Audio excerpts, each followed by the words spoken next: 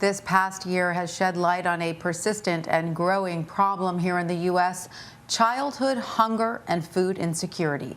The campaign, No Kid Hungry, estimates around 25% of all children in the U.S. are facing some form of hunger because of the coronavirus pandemic.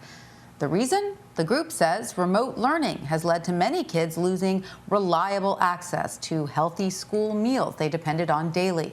For more on this, I want to bring in Pamela Taylor. She's a senior vice president of Share Our Strength, the organization that operates No Kid Hungry.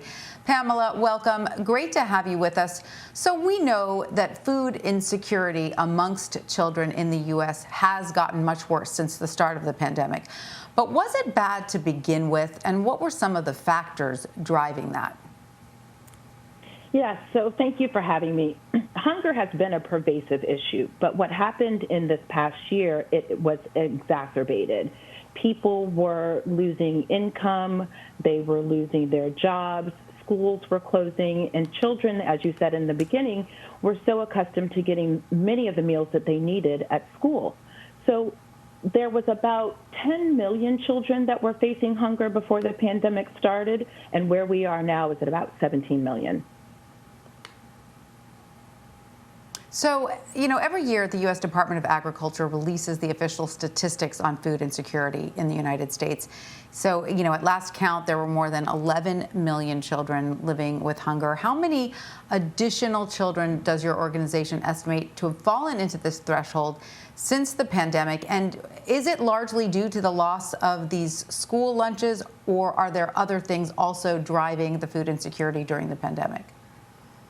Yes, so 1 in 4 children are now facing hunger, where we were at 1 in 7. Families were losing their jobs. Parents were losing their income. There were increasing costs without the income there to support it, and children were out of school due to remote learning from the pandemic. So what needed to happen was we needed to expand the programs that allowed children to have access to food. The USDA expanded waivers so that parents could go pick up food and take it home so their children could have it, versus the restrictions initially that wouldn't allow for that. The kids had to be present, or the food had to be consumed while they were at school, and obviously that wasn't possible. We also saw schools that were not prepared for this. This was something that came in such fast force that we needed to all move very quickly. Schools needed equipment, they needed PPE, they needed transportation to get meals to kids whose parents couldn't get to the schools.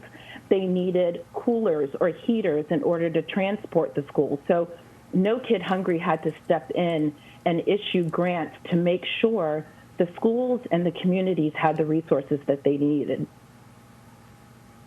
And how would you assess the Biden administration's response to this problem thus far?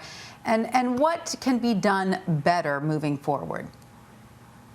Well, the Biden-Harris administration, announced very early on that they were focused on making sure that families had access to benefits like SNAP. Obviously, we've talked about, President Biden wanting to make sure that schools are opened within his first 100 days. That, too, will allow children to have access to the school meals from which they had been accustomed. We've seen changes in the administration around the relief bill that was going through the Senate this weekend, where there are increases in SNAP that will be extended till September. While we're making great progress in dealing with the pandemic and getting families and people vaccinated, this is not going to be the end of the problem. This will have lingering economic impacts on families, on school districts.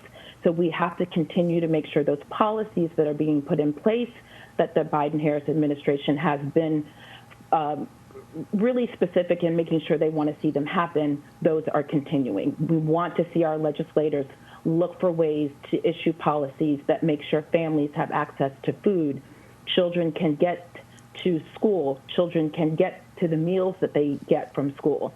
This is an ongoing effort. The Biden administration seems to be very much behind making sure all of those